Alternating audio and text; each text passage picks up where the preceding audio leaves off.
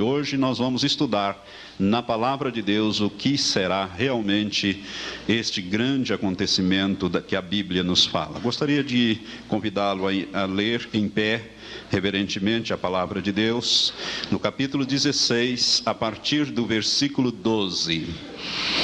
Diz assim a palavra. Aqui neste capítulo 16, nós estamos vendo então...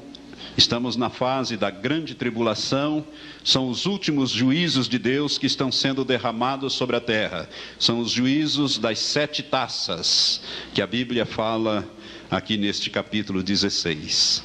Versículo 12 diz: O 6º anjo derramou a sua taça sobre o grande rio Eufrates, e a sua água secou-se, para que se preparasse o caminho dos reis que vem do Oriente. Outra versão diz que vem do nascente do sol, do lado do nascente do sol. E da boca do dragão, e da boca da besta, e da boca do falso profeta, ou seja, a trindade maligna. Dragão aqui é Satanás, a besta é o anticristo, e o falso profeta é o anti-espírito santo. Vi saírem 3 espíritos imundos, semelhantes a rãs, pois são espíritos de demônios que operam sinais, os quais vão ao encontro dos reis de todo o mundo para os congregar para a batalha do grande dia do Deus Todo-Poderoso. Eis que venho como ladrão. Bem-aventurado aquele que vigia e guarda suas vestes, para que não ande nu e não se veja a sua nudez. E eles os congregaram no lugar que em hebraico se chama Armagedon. Que Deus abençoe esta palavra ao teu espírito. Então, irmãos, nós vamos falar hoje sobre a grande tribulação, ou melhor, perdoe-me, sobre a batalha do Armagedon, que é o final da grande tribulação. A grande tribulação termina exatamente com a batalha do Armagedon. E você viu aqui por esta escritura que nós lemos, que num determinado momento Deus vai mandar que o 6º anjo derrame a sua taça. E ele vai derramar esta taça sobre o grande rio Eufrates. O Eufrates é um rio que existe lá no Oriente. Ele tem uma extensão muito grande, é um grande rio, um dos maiores rios do mundo. Ele tem 3.093 quilômetros de extensão. Ele tem uma profundidade média de 3 a 15 metros de profundidade e uma largura de 200 a 400 metros de largura. É um grande rio este mencionado lá no Gênesis, nos primeiros capítulos de Gênesis, porque era um dos 4 rios que cortavam o Jardim do Éden, ou que fazia fronteira, dava fronteira ao Jardim do Éden. Além de Eufrates, também o rio Tigre, Pison e um outro rio ali mencionado, cujo nome não me ocorre agora, Geom. Obrigado, pastor. O rio Geom. Esses 4 rios davam fronteiras ao que a Bíblia chama de Jardim do Éden, onde nossos primeiros pais estiveram até o período da queda. O rio Eufrates, portanto, é um grande rio. E este rio, um determinado dia, não muito longe, ele vai se secar completamente. É este juízo que Deus estabelece ali naquela região, faz com que seque este rio. Não será uma coisa natural, porque para o rio Eufrates secar, ele teria que não chover em toda aquela região, em todas as suas cabeceiras e afluentes, durante 3 anos, para que ele pudesse secar. Não é nesse sentido. Deus vai fazer com que, milagrosamente, as águas desse rio sequem, assim como ele fez, abriu as águas do Mar Vermelho para que o povo passasse a pé enxuto, e também abriu as águas do rio, estancou as águas do rio Jordão para que os filhos de Israel entrasse, passasse, cruzasse o rio Jordão, que é um rio bem pequeno e bem estreito perto do rio Eufrates, para que eles passassem, assim como Deus feriu as águas do rio Nilo por ocasião das pragas no Egito e as transformou em sangue. Deus vai secar o rio Eufrates, com uma finalidade: para que venham os exércitos dos reis do lado do nascente do sol. Ou seja, os exércitos da China, do Japão, e da Índia, principalmente esses três países. O Japão, se você observou a bandeira do Japão, tem um sol no centro da bandeira do Japão. E o Japão é conhecido como o país do sol nascente. Então são os lados dos reis que vêm do Oriente, ou do nascente do sol. A China deverá vir com um exército de pelo menos 200 milhões de homens. Por isso o rio Eufrates teria que ser secado. Deus tem providência para todos. E estes demônios vão congregar os reis e os exércitos num lugar que Deus chama de Armagedon. Armagedon é um lugar real, existe. Eu estive lá com a minha esposa quando nós, em 91, visitamos Israel. Visitar Israel, vá logo, porque as coisas estão se precipitando na face da terra. E depois que eu ministrar sobre o código da Bíblia, aí quem quer ir vai logo e vai ter que ir logo mesmo, porque as coisas, você vai ver como Deus está revelando coisas tremendas para os dias que correm. O Armagedon, este lugar existe. Irmãos, ele fica no norte, a bem da verdade, ele fica no noroeste de Israel, na região da Galileia, mais ou menos a uns 60 quilômetros de Jerusalém. Lembre-se que Israel é um país pequeno, muito pequeno. De norte a sul dá 490 quilômetros só. E de leste a oeste dá 120. Então, por aí você vê como Israel é um país pequenininho. De leste a oeste dá 120 quilômetros, né? Ou seja, não dá daqui a Maringá. Né? Você de leste já cruzaria Israel de leste a oeste. E de norte a sul, 490 quilômetros. Está a 60 quilômetros, mais ou menos, de Umuarama, a fortaleza de Megido. Armagedon, literalmente, é uma palavra grega. Né? Eles congregaram num lugar chamado Armagedon. Armagedon é uma transliteração do hebraico para o grego, Armagedon. No hebraico é campo ou campina de Megido, que fica, como eu disse, ao noroeste de Jerusalém, a 60 quilômetros. Este lugar é conhecido como Campina ou Monte de Megido. E a palavra Megido quer dizer cortar no hebraico, derrubar, matar. É um lugar, então, onde se travaram as grandes batalhas que foram travadas nos dias antigos de Israel. Esse lugar também é conhecido como o Vale de Jeosafá, do rei Jeosafá.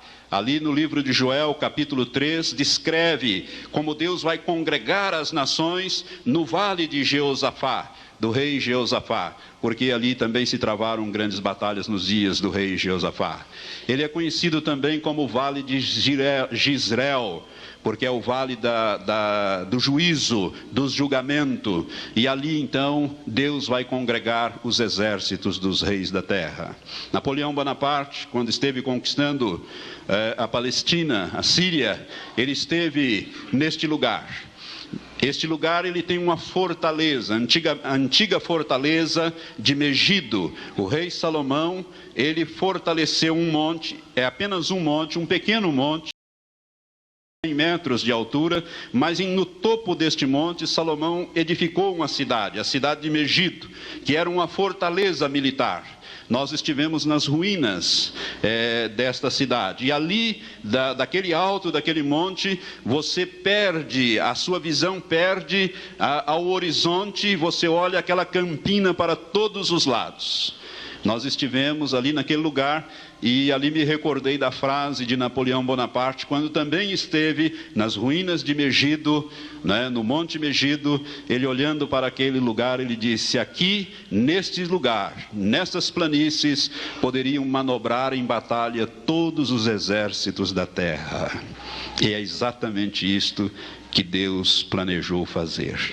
Todos os exércitos da terra serão congregados para a Palestina e ali se ferirá a batalha do Armagedon.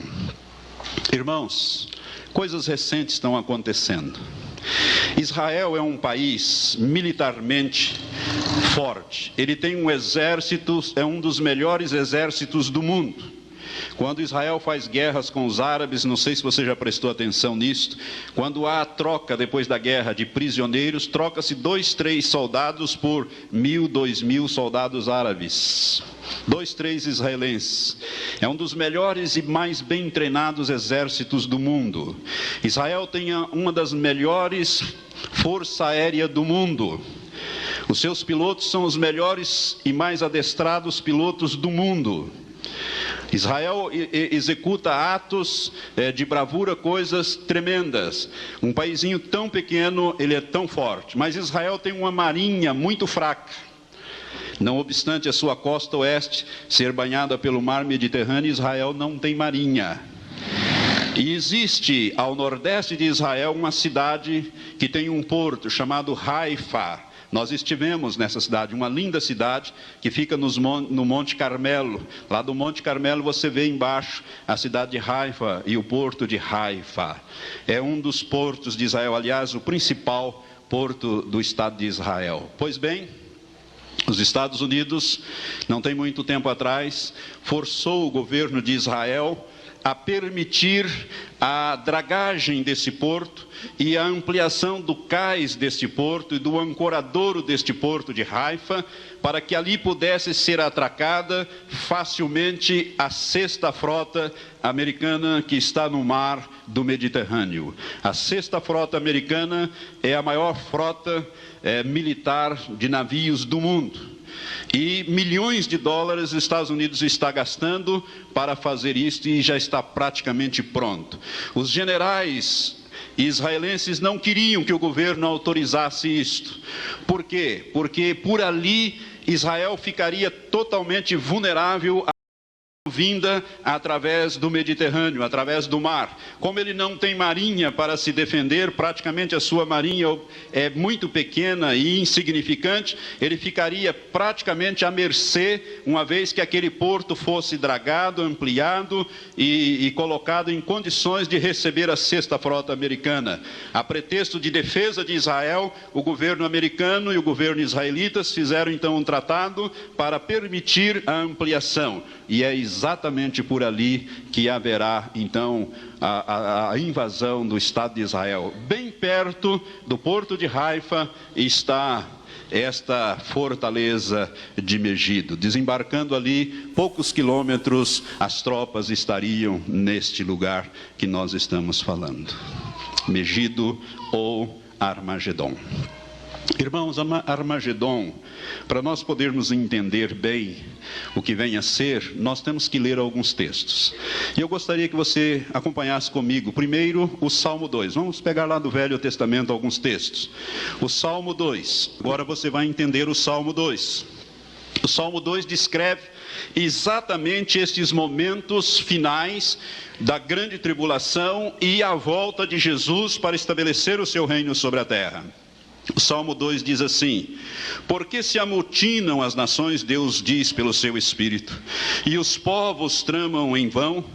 Os reis da terra se levantam e os príncipes juntos conspiram contra o Senhor e contra o seu ungido, que é Jesus Cristo, dizendo: rompamos as suas ataduras e sacudamos de nós as suas cordas. Isso aqui, irmãos, está exatamente neste período de governo do anticristo na face da terra, quando Satanás tentará romper tudo o que se diz respeito a Deus e ao cristianismo.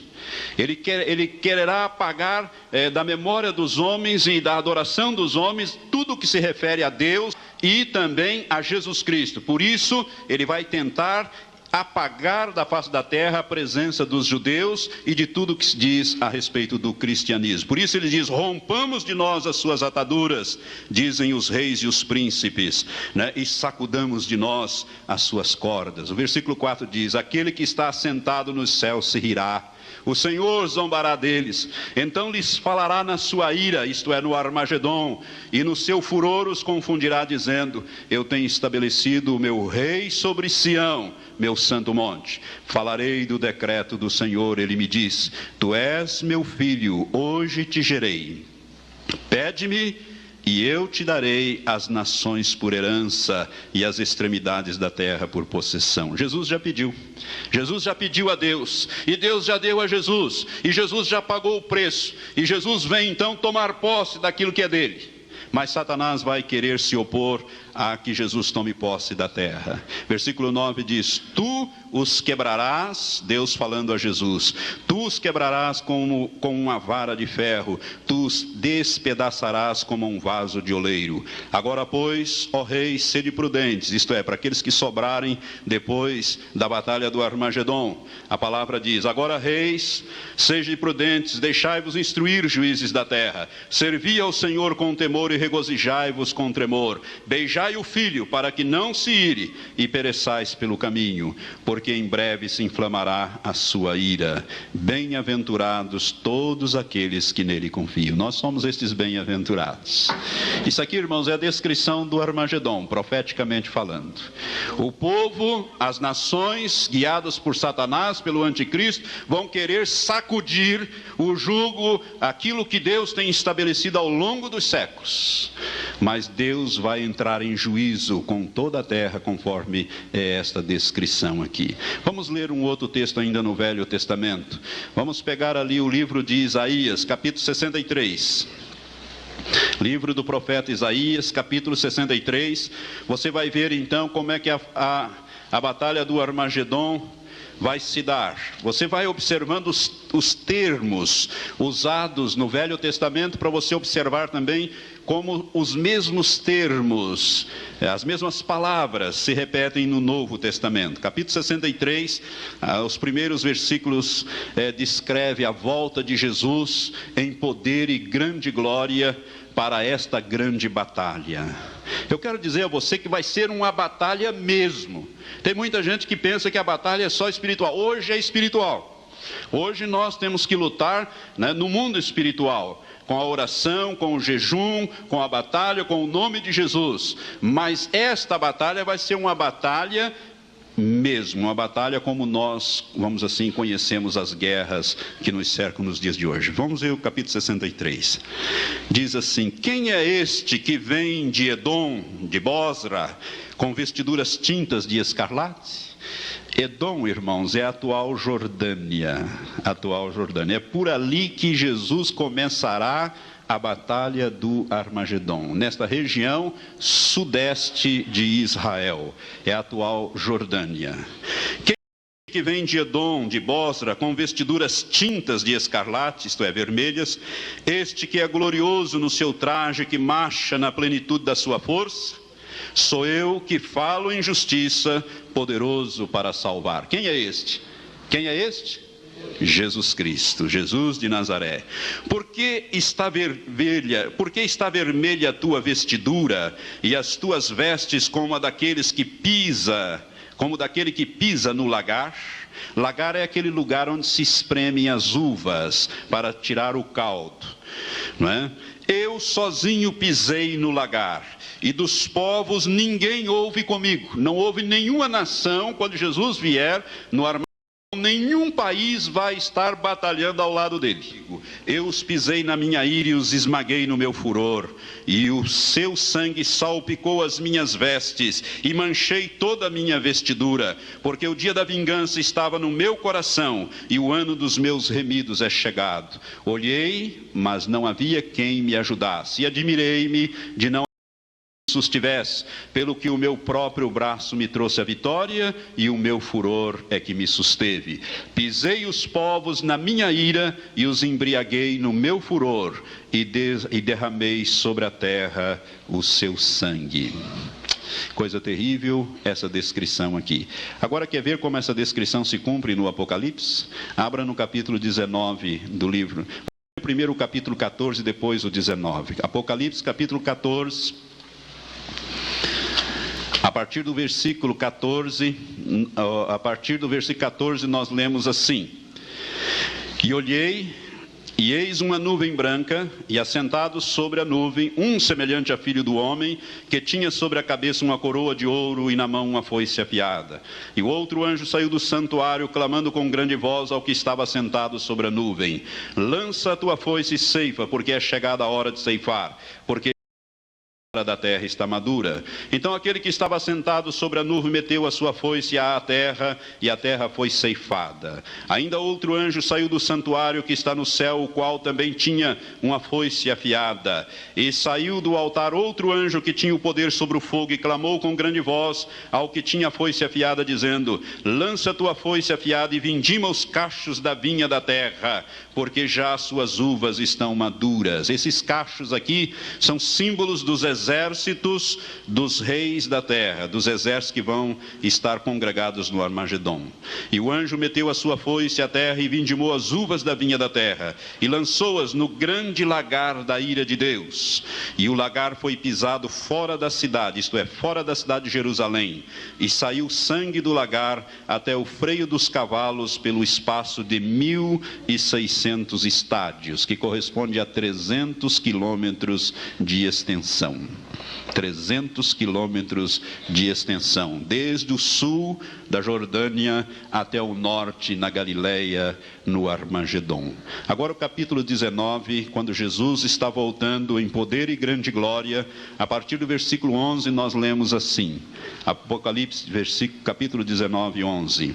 E vi o céu aberto, e eis um cavalo branco, e o que estava montado nele chama-se Fiel e Verdadeiro, e julga e peleja com justiça. Os seus olhos eram como chamas de fogo, sobre a sua cabeça havia muitos diademas, que são coroas, e tinha um nome escrito que ninguém sabia senão ele mesmo. Estava vestido de um manto salpicado de sangue, olha aqui o manto salpicado de sangue, e o nome pelo qual se chama é o Verbo de Deus. O Verbo de Deus. Lembra-se dessa expressão?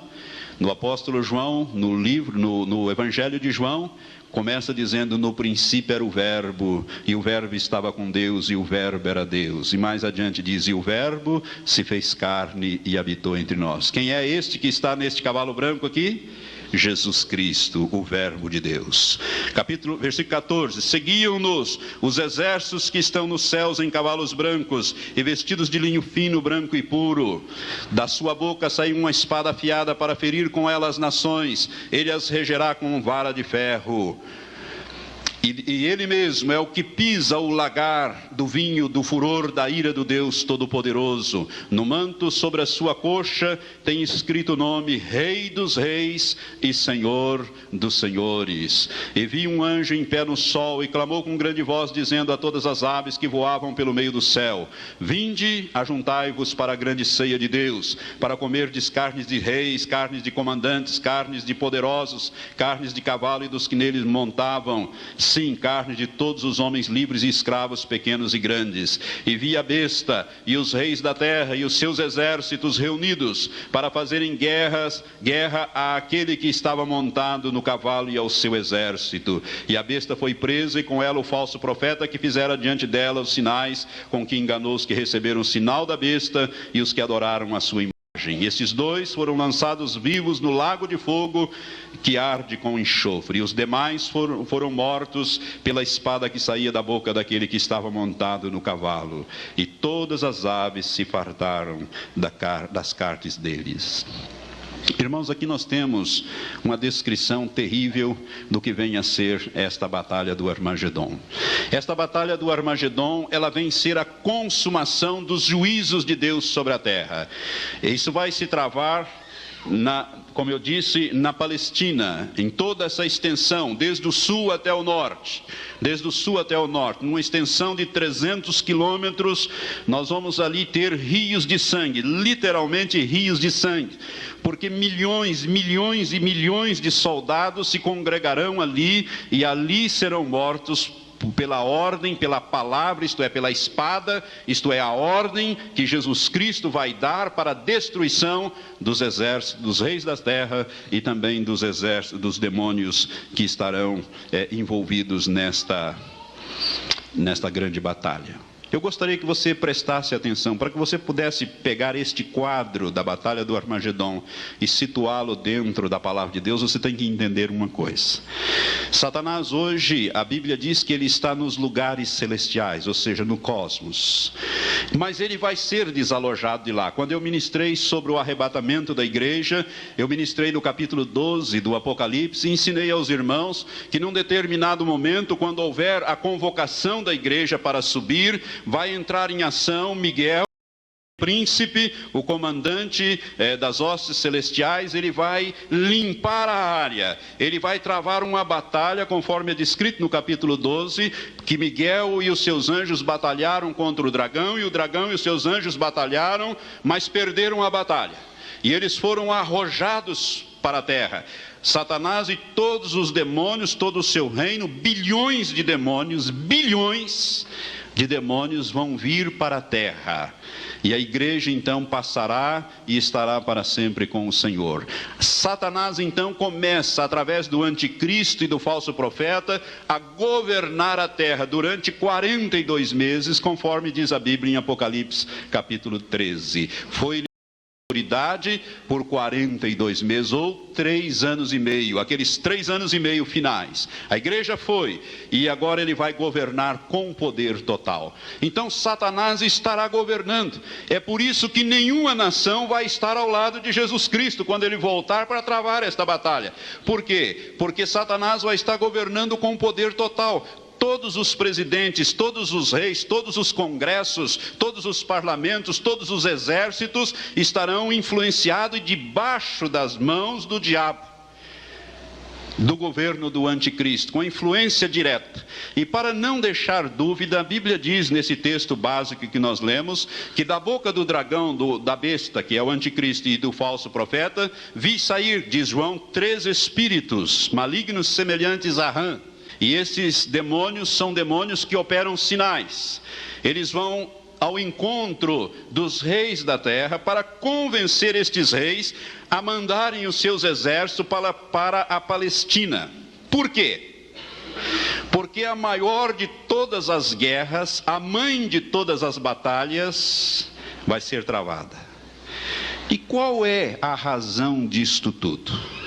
Irmãos, Satanás estará governando a terra com poder total.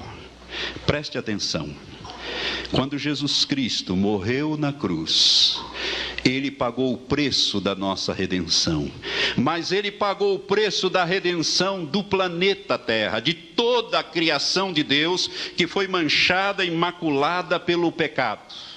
Jesus pagou o preço total. É por isso que ele diz: está feito, está consumado o preço. Porque a terra pertence a Deus. A Bíblia diz que do Senhor é a terra. A Bíblia diz que os filhos dos homens, ou seja, Deus deu a Adão, mandou que ele governasse, dominasse. Adão cometeu alta traição e entregou o governo da terra a Satanás. Satanás é o usurpador. Satanás, ele enganou o homem e usurpou. E quando ele foi tentar Jesus, ali na tentação do deserto, quando ele ofereceu, mostrou numa visão espiritual a Jesus todos os reinos da terra e a glória desses reinos, ele disse: se tu prostrados me adorares, tudo isso te darei, porque é meu, me foi entregue, e eu dou a quem eu quiser. Foi a palavra, a proposta atrevida dele a Jesus Cristo. E Jesus diz: vai-te, Satanás, porque está escrito: somente ao Senhor teu Deus adorarás, e só a ele servirás. Mas ele tem o governo da terra. Jesus diz que ele é o príncipe deste mundo. Quando Jesus estava para ser preso, quando aqueles homens guiados por Satanás se apresentaram para prendê-lo, Jesus diz: eis que o príncipe deste mundo se aproxima e nada dele existe em mim. Então ele é o príncipe deste mundo. Irmãos, no capítulo 16 de João, quando Jesus fala do Espírito Santo, da obra do Espírito Santo no mundo, Jesus diz que a obra do Espírito Santo no mundo é tríplice: convencer o homem do pecado, da justiça e do juízo. E ao explicar o que vem a ser juízo, Jesus disse a respeito do juízo: porque o príncipe deste mundo já está julgado. Satanás, que é o príncipe deste mundo, ele já foi julgado por Deus, juntamente com todos os seus demônios, condenados, mas ainda não estão presos. A pena não começou a ser cumprida. Eu, como juiz, sei o que isso representa.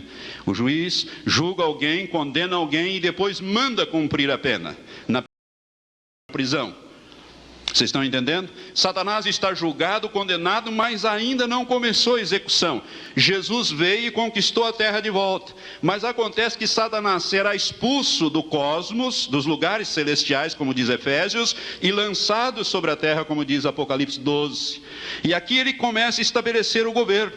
E aqui Satanás chega à seguinte conclusão: eu tenho que impedir esta invasão dos exércitos de Deus, esta invasão extraterrestre. Sim, porque Jesus vem dos céus. Esse cavalo branco aqui, irmãos, é uma linguagem. Eu quero que você entenda que isso aqui é uma figura, né? Quando João e quando a Bíblia descreve cavalos, cavalos de fogo, carruagem de fogos, cavalos de fogo, ela está falando de espaçonaves, porque naquele tempo não tinha como você escrever essas coisas. O único meio de locomoção era cavalo, então ou carruagem, então você via uma coisa de fogo para lá. Elias, quando Elias subiu no redemoinho, a Bíblia diz em Reis, né? Em 2 Reis, no 1 Reis, ou 2 Reis no começo ali, diz que Elias subiu no redemoinho e ele foi levado para uma carruagem com cavalos de fogo, uma carruagem de fogo com um cavalo de fogo. O que é isso? Com toda certeza, né, uma espaçonave, uma descrição rudimentar daquilo. Então Jesus virá com os seus exércitos. Satanás vai convencer, através destes demônios, aos reis da terra, através desses demônios, que vão operar grandes sinais. E aqui, irmãos, eu quero dizer a você que os discos voadores, as espaçonaves malignas que pertencem ao reino de Satanás, estarão nesse confronto.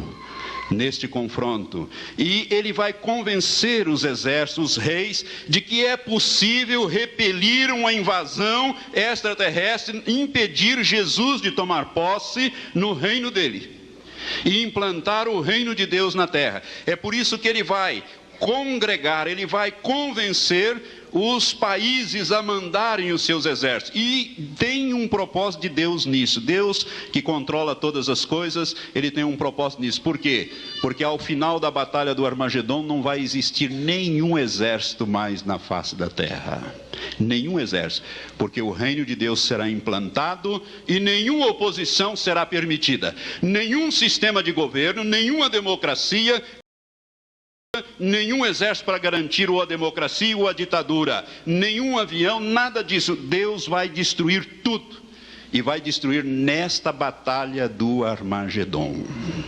Por isso ela é descrita com estes textos tão vivos, né? Quando Jesus então aparece com as vestes salpicadas de sangue, né? E pisando e esmagando e destruindo os exércitos dos reis da terra e aprisionando esses demônios. Então a finalidade da batalha do Armagedon é esta: Satanás tentará impedir Jesus de tomar posse da terra. E, portanto, irmãos, esta guerra não é uma guerra de um exército contra outro, de um país contra outro, da China contra o governo do anticristo, como muitos teólogos ensinam, que então virá lá dos reis do Oriente, a China, a Índia, o Japão, e travará no Oriente Médio uma batalha contra os exércitos do anticristo. Não é nada disso. Se você observou o Apocalipse 19, e vi o dragão, a besta e os exércitos dos reis da terra prontos para fazer guerra àquele que estava montado no cavalo. A guerra é contra Jesus. Então, no Apocalipse capítulo 12, quem chefia os exércitos de Deus para limpar o caminho e jogar Satanás para a terra, para que a igreja suba, é Miguel. Mas quem está à frente dos exércitos de Deus aqui é o Senhor dos exércitos, Jesus Cristo. É Ele que chefia esta guerra, é Ele quem comanda esta guerra, é Ele que está montado no cavalo branco, é Ele que tem o nome, né, que é Rei dos Reis, Senhor dos Senhores, é Ele que vem em poder e grande glória, é Ele que tem a espada afiada para ferir com ela as nações, é Ele que vai travar esta guerra. Jesus virá para estabelecer o seu reino. Mas Satanás terá levado a humanidade a uma rejeição completa de Deus e de Jesus, e a humanidade, juntamente com esses bilhões de demônios, tentarão impedir que Deus implante o seu reino através do seu Filho aqui na terra. Por isso se ferirá, se travará a mãe de todas as batalhas, a maior guerra que o mundo já pôde presenciar, que é a batalha do Armagedon. É por isso que o sangue vai escorrer a uma extensão de 300 quilômetros. É por isso que essa batalha é uma coisa tremenda. Acaba a partir daí o governo do homem sobre a face da terra. Eu creio que discos voadores, espaçonaves, que fazem parte do reino de Satanás, porque se Deus tem, Satanás também tem, faz parte do reino dele. Vocês se lembram quando Eliseu, quando o exército do rei da Síria cercou a cidade onde estava o profeta Eliseu, e o seu moço saiu de manhã e viu aqueles exércitos todos, etc. Meu Senhor, estamos perdidos. E Eliseu orou ao Senhor e disse: Senhor, abra os olhos do meu auxiliar para que ele veja aquilo que ele não pode ver. E Deus atendeu a oração de Eliseu, e os olhos do seu auxiliar foi aberto, e ele viu nas montanhas, cercando todo o exército do rei da Síria, milhares de carros e cavalos de fogo. O exército de Deus estava ali. E Deus atendeu mais uma vez a oração de Eliseu, quando Eliseu disse: Senhor, fere de cegueira a este exército dos reis da Síria. E Deus feriu de cegueira. E ali estavam os exércitos de Deus, irmãos. Ali estavam os anjos de Deus. Ali estavam as carruagens de Deus, os cavalos de fogo. Ou seja, o exército que Jesus virá comandando nesta ocasião. E nós, a igreja, viremos com ele. É por isso que a Bíblia diz que o Senhor é um homem de guerra. Sabe, irmãos, Jesus não vem mais anunciando o evangelho como o menino da manjedoura, sofrendo, não, agora ele vem como Rei dos reis, Senhor dos senhores. Por isso o Salmo 2, por que as nações estão aí alvoroçadas? Por que as nações e os príncipes e os reis estão aí dizendo: vamos sacudir de nós o jugo, vamos tirar tudo o que diz cristianismo? A Bíblia diz: o Senhor no céu se rirá deles, aquele que está assentado no trono vai zombar deles, porque ele já tem estabelecido o seu rei sobre Sião. Nós cantamos agora há pouco: Jesus Cristo é rei, aleluias, Jesus Cristo é rei. E é isto mesmo, Jesus Cristo é rei, ele é rei dos reis e Senhor dos senhores, e ele vem reinar sobre a terra, e nós vamos reinar com ele. Mas antes ele tem que aniquilar todo e qualquer poder sobre a face da terra. Você acha que se Jesus viesse bonzinho aqui, mesmo com seus exércitos e tal, diz: olha, eu quero governar, você acha que os Estados Unidos ia deixar? Não, vamos fazer uma negociação aqui. Você negocia, você reina lá em Israel, mas eu quero a minha influência, eu tenho a minha sexta frota, a sétima, a quinta, a oitava, eu tenho isso, eu tenho aquilo, eu tenho as bombas nucleares, eu tenho aquilo e tenho aquilo outro. Jesus vai destruir todas estas coisas, porque ele vai implantar o seu reino sobre a terra. Do Senhor é a terra, ele pagou o preço e ele vai tomar posse. Mas Satanás tentará impedir. Por quê? Porque Satanás sabe, e ele vai convencer os reis dizendo o seguinte: olha, nós temos poder suficiente para impedir esta invasão. Porque se nós não impedirmos, vocês vão ser mortos, vocês vão perder todo o governo, tudo que vocês construíram até hoje vai ser destruído, e nós, demônios, vamos ser amarrados e lançados no abismo. E vocês vão ter, os que sobreviverem, vão ter que aguentar o governo de vara de ferro de Jesus de Nazaré. Uma das coisas que o Senhor não vai deixar é esses jogos de futebol que hoje aí quase pipocaram a cidade e esse Brasil inteiro. Você acha que Deus vai permitir isso? De jeito nenhum. E o povo não vai gostar. E no milênio não vai ter essas coisas, porque é a partir daí que começa o milênio de Deus, o reino de Deus implantado aqui na terra. Irmãos, é nesta ocasião, quando os exércitos estiverem congregados ali na Palestina, que o Senhor então descarrega a sua última taça de ira. Vai agora no capítulo 16 de Apocalipse. Então, diz o versículo 16: E eles os congregaram, isto é, os exércitos dos reis da terra, no lugar que em hebraico se chama Armagedon. Quando estiverem então ali congregados, eis o que Deus fará. E o sétimo anjo derramou a sua taça no ar. Por que no ar? Porque a Bíblia diz em Efésios 2 que Satanás é o príncipe das potestades do ar. Tem que ferir ele, e o governo dele, e o reino dele. E também o homem precisa de ar para respirar. Então vem essa taça no ar. E saiu uma grande voz do santuário da parte do trono de Deus dizendo: está feito. Ou seja, está concluído. E houve relâmpagos e vozes e trovões, houve também um grande terremoto, qual nunca houvera desde que há homens sobre a terra, terremoto tão forte quão grande. E a grande cidade fendeu-se em 3 partes, esta grande cidade é Jerusalém, ela se dividirá em 3 partes. E as cidades das nações caíram. Observa bem o que Deus está fazendo aqui, as cidades das nações foram destruídas. Todas as grandes cidades na face da terra serão destruídas. Para você construir um novo reino, uma nova terra, um novo reino, você vai ter que destruir isso que o homem fez. Porque isto está aí a imperfeição, né? O homem constrói um prédio, faz o material de segunda, depois lá desmorona tudo, mata a gente. Então Deus vai destruir todas estas coisas. Não vai ter os Palace 2 e essas coisas que andam perturbando a vida de tantos. Deus vai destruir completamente para Ele poder reconstruir dentro daquilo que Deus quer fazer. Então, e a grande cidade fendeu-se em 3 partes, e a cidade das nações caíram. E Deus lembrou-se da grande Babilônia para lhe dar o cálice do vinho do furor da sua ira.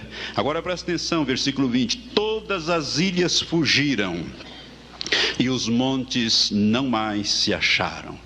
Irmãos, este grande terremoto é aquele que eu falei domingo passado, aquele terremoto de dimensões cósmicas. É quando Deus vai deslocar a terra do seu eixo imaginário, que hoje a Terra hoje está com uma inclinação de 23 graus e meio do seu eixo imaginário. Ela está assim, os polos estão nesta posição.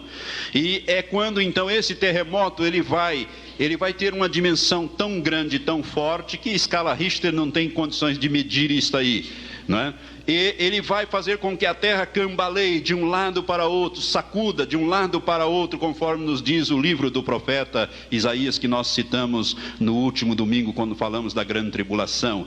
Nesta ocasião, irmãos, esse terremoto, no meu modo de ver, ele vai rachar a crosta terrestre de uma tal maneira que o mar, que já estará transformado em sangue, conforme as taças anteriores descrevem aqui nesse capítulo 16, o mar há de fluir, no meu modo de entender, para o núcleo da terra, resfriando o núcleo da terra. Agora você imagine, por isso que as ilhas desaparecem, porque não há mais mar, né? Os montes são nivelados, os abismos são nivelados, a topografia da terra muda completamente. Deus vai deixar a terra como ele era no início, quando ele a criou, redondinha, prontinha, com pequenos mares, conforme diz a ciência, e a Bíblia também fala destas coisas. Os grandes oceanos, Pacífico, Atlântico, Índico e outros, vão desaparecer completamente no nosso modo de ver, porque as ilhas já não mais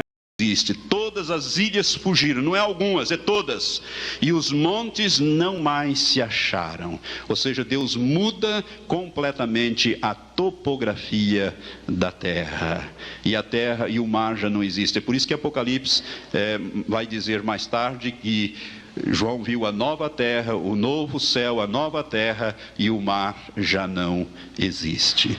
Então este grande terremoto que vem com a 7ª taça, ele também vai trazer uma outra consequência sobre essa situação ali e no mundo inteiro. A Bíblia descreve aqui, olha, versículos 21. Antes de falar desse versículo 21, ainda falando das ilhas que vão fugir, etc., eu quero te lembrar do Salmo 46. O que diz o Salmo 46? Deixa o seu dedo marcando aí, vamos rapidamente, só escuta então, não precisa nem ler, só escuta, eu mesmo vou ler para você. O Salmo 46. O Salmo 46, ele fala dessa situação exata aqui. Eu sei que tem alguns que já, curiosamente, já estão lá, né? Diz assim: Deus é o nosso refúgio e fortaleza, socorro bem presente na angústia. angústia, pelo que não temeremos, ainda que a terra se mude. E ela vai mudar da sua órbita, né? Conforme Isaías capítulo 13, versículo 13, diz que o Senhor vai fazer com que a terra se desloque. Pelo que não temeremos, ainda que a terra mude, e ainda que os montes se projetem para o meio dos mares, ainda que as águas rujam e espumem, ainda que os montes se abalem pela sua braveza. Olha o versículo 6, diz assim: bramem nações, reinos se abalam, ele levanta sua voz e a terra se derrete. O Senhor dos exércitos está conosco, Deus de Jacó é o nosso refúgio. Vinde, contemplai as obras do Senhor, as desolações que ele tem feito na terra. Ele faz cessar as guerras até os confins da terra, porque ele destrói todos os exércitos, quebra o arco e corta a lança, queima os carros no fogo. Esta é uma linguagem, ou seja, destrói todo o armamento. Aquietai-vos e sabei que eu sou Deus, sou exaltado entre as nações, sou exaltado na terra. O Senhor dos exércitos está conosco, Deus de Jacó é o nosso refúgio. Isso é o Salmo 46, essa é a ocasião. Você viu como esse salmo é profético? Ele não tem uma linguagem poética, ele é profético, assim como o Salmo 2 também é profético. Agora veja o versículo 21 do capítulo 16 de Apocalipse, que eu queria abordar antes de terminar. E sobre os homens caiu do céu uma grande saraivada, pedras quase do peso de 1 talento, e os homens blasfemaram de Deus por causa da praga da saraivada, porque a sua praga era muito grande. Pedras do peso de quase 1 talento. Irmãos, 1 talento de prata pesava 44 quilos. Essas pedras vão variar aí em torno de 30 a 40 a 50 quilos. Segundo alguns estudiosos, de 31 quilos, porque o talento variava de acordo com as épocas, as eras, os séculos, ia variando esta medida de peso. Mas em torno de uns 40 quilos, entre 30 e 40 quilos, vai chover pedra de saraiva. E Deus já tem tudo preparado, porque Deus tem tudo preparado. Quer ver? Deixa o seu dedo marcando aí, vamos lá no livro de Jó, capítulo 38 do livro de Jó. Lá, antes de Salmos, tem o livro de Jó.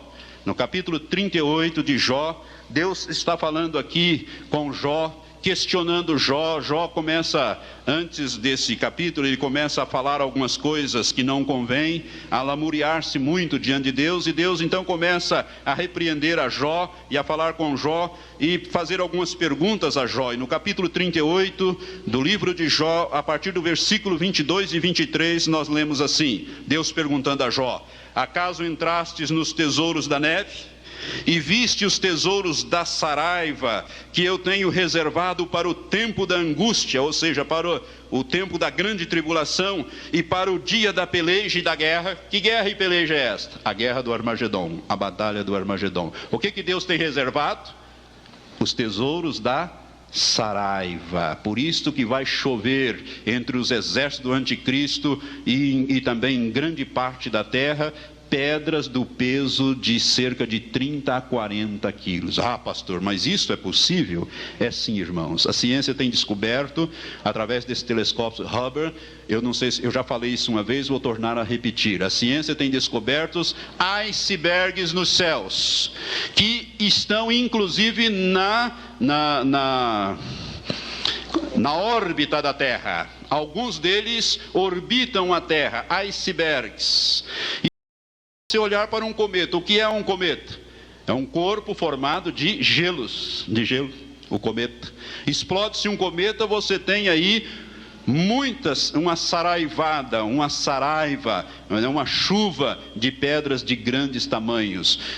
Vai chover pedra, mas nós não vamos estar aqui para ver estas coisas. Oh, glórias! Irmãos, nós vamos ver essas coisas de cima e não de baixo. De baixo é aqueles que ficarem para a grande tribulação, que não tiverem morrido ainda, vão ver essas coisas. Quem entrar vivo na grande tribulação, que na grande tribulação vão ser poucos, vão entrar vivos. No capítulo 4 de Isaías diz que os homens serão, no capítulo 13 de Isaías, versículo 12, diz que os homens serão mais raros do que o ouro fino de Ofir. E no capítulo 4 de Isaías diz que naquele dia, ou seja, Depois da grande tribulação, quando entrarem no milênio, as pessoas que entrarem vivas no milênio, 10 mulheres vão pegar num homem e dizer: olha, nós vamos comer o nosso pão, vamos trabalhar, nós só queremos o seu nome, para tirar o nosso opróbrio. Por quê? Porque os homens vão morrer nas guerras. Os exércitos são feitos de quê? De jovens. Quem é que forma o exército brasileiro? É moços de 18, 19 e 20 anos, é esses que vão para lá, não é? E alguns com um pouco mais, aqueles que são oficiais, etc., sargentos, etc., que fazem carreira, têm um pouco mais de idade. Mas são os homens que vão morrer. Os homens vão ser muito raros no milênio, porque vão ser destruídos principalmente nesta grande batalha do Armagedon. Não é à toa que ela vai ter uma extensão de 300 quilômetros, com sangue subindo até a altura do freio dos cavalos, cerca de quase 1 metro, 1,10 m, por aí assim. Irmãos, esta vai ser, né, os juízos, esse vai ser a consumação dos juízos de Deus. O final desta batalha, para encerrar, o que vai resultar? Então, Satanás tentará impedir que Jesus tome posse da terra. Jesus ganha a batalha, destrói os exércitos, destrói. O que ele faz com os demônios? A Bíblia diz, capítulo 19, vamos voltar novamente no capítulo 19 de Apocalipse, diz assim, versículo 19: e vi a besta e os reis da terra e os seus exércitos reunidos para fazerem guerra àquele ou contra aquele que estava montado no cavalo e ao seu exército. E a besta foi presa, ou seja, o anticristo foi preso, e com ela o falso profeta, que fizera diante dela os sinais com que enganou os que receberam o sinal da besta e os que adoraram a sua imagem. Esses dois foram lançados vivos no lago que arde com fogo e enxofre. Eu já disse isso uma vez aqui, vou repetir: para que o anticristo e o falso profeta possam ser lançados vivos neste lugar que não existe ninguém ainda, os dois vão inaugurar este lugar que foi preparado para o diabo e seus anjos. Satanás vai para lá depois do milênio com os demônios, e para este lugar, que é o lago que arde com fogo e enxofre, vão todos aqueles que não tiverem o seu nome escrito no livro da vida. Para que esses dois possam inaugurar, eles já estarão com os seus corpos imortalizados. Por isso é que eles vão operar tantos sinais, tantos prodígios, que eles vão convencer as pessoas que é possível ganhar esta guerra contra esta invasão celestial da parte do Senhor Jesus Cristo. Agora veja bem, eles vão ser lançados lá, e o versículo 21 diz: e os demais, isto é, os exércitos humanos, foram mortos pela espada que saía da boca daquele que estava montado no cavalo, ou seja, mediante a ordem de batalha, aos comandos dados por Jesus Cristo, e todas as aves se fartaram das carnes deles. O resultado disso, irmãos, do final da batalha do Armagedon, é que Satanás é derrotado, ele é preso. Capítulo 20 diz que ele é preso. Junto com ele são presos todos os demônios, bilhões de demônios serão aprisionados. E todos estes prisioneiros serão colocados no abismo e colocados selos sobre eles, ou seja, anjos para guardá-los lá, para que eles não saiam de lá durante o milênio. Para que Jesus então reine, nós reinaremos com Jesus aqui durante o milênio, sem a presença do tentador, sem tentação. As coisas serão completamente diferentes, como eu vou falar quando eu ministrar sobre o milênio. Mas a primeira coisa é lançar os dois que lideraram essa batalha, que é o anticristo e o falso profeta, no lago que arde com fogo e enxofre. Satanás é aprisionado com os demônios, lançado no abismo. Não existe mais oposição, os exércitos foram destruídos, os sistemas de governo foram destruídos, a terra está praticamente pronta para ser reconstruída pelo Senhor. Jesus então começa a governar de Jerusalém, e de Jerusalém sairá a palavra do Senhor, e toda a terra se encherá do conhecimento do Senhor, assim como as águas cobrem o mar. De Jerusalém sairá a lei, ou melhor, de Jerusalém sairá a palavra do Senhor, e do Monte Sião sairá a lei, ou seja, o governo de Cristo.